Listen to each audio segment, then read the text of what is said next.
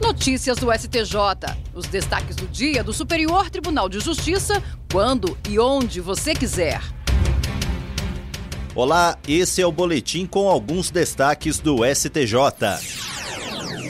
O ministro do Superior Tribunal de Justiça, Sebastião Reis Júnior, negou o habeas corpus solicitado pela defesa do empresário José Maria da Costa Júnior, condenado pelo atropelamento que matou a socióloga e ciclista Marina Harcott em 2020. O crime ocorreu na Avenida Paulo IV, em Pinheiros, São Paulo, quando a bicicleta de Marina foi atingida na traseira pelo carro do empresário. As investigações mostraram que ele dirigia a 93 km por hora, quase o dobro do limite de 50 km da via. O Tribunal do Júri condenou o motorista a 12 anos de prisão por homicídio com dolo eventual, embriaguez ao volante e omissão de socorro.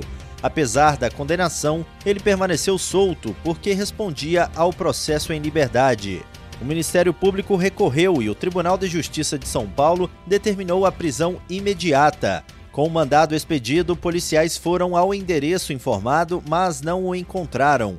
Como não se apresentou, passou a ser considerado foragido. No STJ, a defesa alegou constrangimento ilegal e falta de fundamentação concreta para a ordem de prisão, invocando presunção de inocência. Ao negar o pedido, o ministro Sebastião Reis Júnior lembrou que o Supremo Tribunal Federal, no tema 1068, autorizou a execução imediata da pena imposta pelo júri, garantindo a soberania dos vereditos.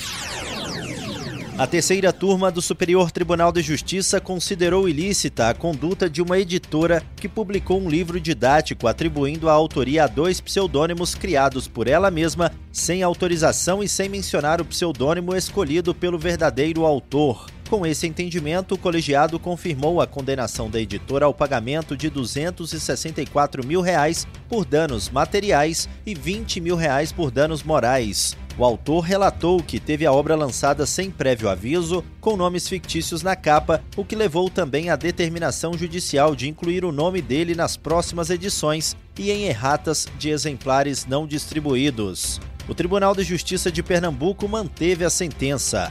No STJ, a editora alegou julgamento além do que foi pedido, violação da Lei 9.610 de 1998 e validade contratual da cessão total dos direitos autorais. O colegiado negou o provimento ao recurso da editora. O relator, ministro Ricardo Vilas Boas Cueva, destacou que a Lei de Direitos Autorais exige interpretação restritiva dos contratos e separa direitos patrimoniais e morais. O ministro enfatizou que os direitos morais são personalíssimos, inalienáveis, irrenunciáveis e não podem ser transferidos nem anulados por contrato. Assim, mesmo que haja cessão dos direitos patrimoniais, permanece com o autor o poder de escolher como quer ser identificado. Para o ministro, ao usar pseudônimos próprios e omitir o pseudônimo do autor, a editora violou esses direitos, justificando as indenizações aplicadas. A terceira sessão do Superior Tribunal de Justiça decidiu que o crime de poluição previsto no artigo 54 da Lei de Crimes Ambientais tem natureza formal. Isso significa que basta o risco de causar dano à saúde humana para que o crime esteja configurado.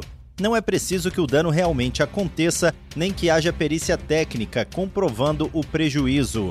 Esse entendimento foi firmado em julgamento realizado sob o rito dos recursos repetitivos, tema 1377.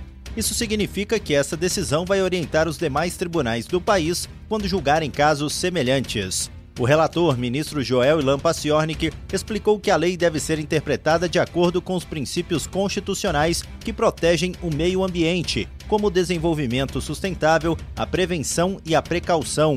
Para ele, o meio ambiente é um bem de interesse coletivo e precisa ser protegido, mesmo quando há apenas a possibilidade de risco sem necessidade de um dano concreto. O caso analisado, que representou a questão, envolvia o dono de um bar em Minas Gerais, acusado de poluição sonora por manter o som acima dos limites permitidos. Embora ele tenha sido inicialmente condenado, o Tribunal Estadual reduziu a acusação para uma simples contravenção, alegando que não havia prova de dano à saúde das pessoas. No STJ, porém, o colegiado da terceira sessão reformou a decisão. Segundo o relator, ficou comprovado que o bar produzia ruídos excessivos, o que já representa potencial risco à saúde humana.